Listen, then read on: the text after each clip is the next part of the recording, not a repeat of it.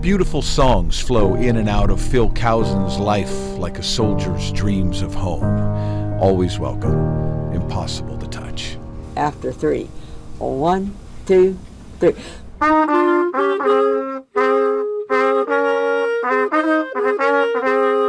More than a few of them have been played in his basement after supper with his wife Carol and her clarinet.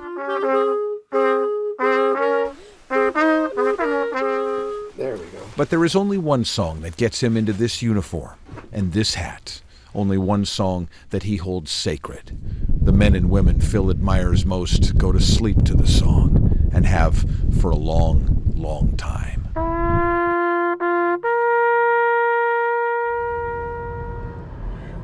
It was April of 2001. He was on his way to a trumpet lesson, but first he stopped at his neighbor's memorial service. And I went up to that fellow and I talked to him. I said, where's your bugler? And he reached in the back of his car, out in the trunk there, and pulled out a tape recorder.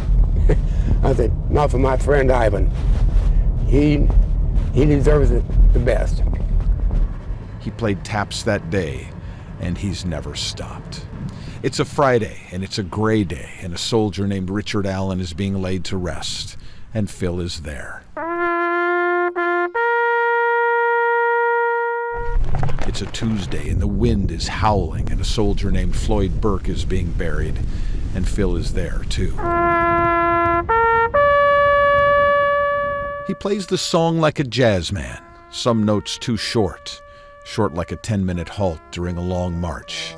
Other notes are too long like the last day of a deployment. But I like to consider it a hymn. It's closer to that to me. And that's why I kind of draw it out a little bit. Don't just try to get through it real fast. And so it goes, week after week, year after year. Phil sends them home with a final song, the Song of Songs.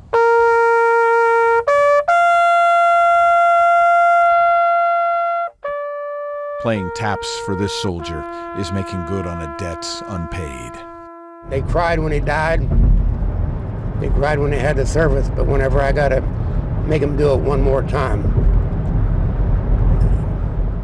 And every time, the last of the 24 notes is drawn out, and then it drifts away, like forever.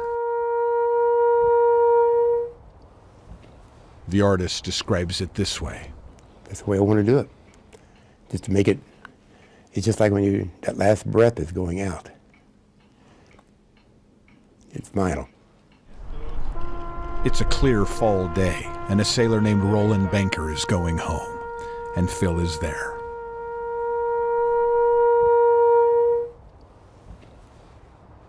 When he is finished, he salutes, and then when the time is right, if you watch closely, you'll see him sneaking out. It's an hour later, and Ronald Rhodes is being celebrated, and Phil is there, too. Tell me how many times you've played taps?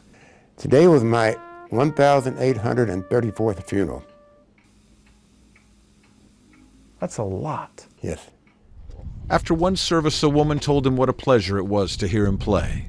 Phil said, "It's not a pleasure for me, it's an honor." He keeps a journal of where he plays and who he plays for, page after page of veterans he has honored with his horn. He is a bugler for all seasons. He plays 3, 4, 5 funerals in a day. One time he blew taps 7 times before the sunset. Duty demands it. Self-imposed duty. To honor the veteran. Them guys, they gave all, and I've got what I've got. We have, everybody here, because of the veterans. He stands strong like a flag planted on a hill. 79 birthdays, 15 years playing 24 notes, 1,834 songs, 1,000,000 tears, and scores of souls laid to rest, accompanied by Phil Cousin playing the bugle like a soldier's dreams of home.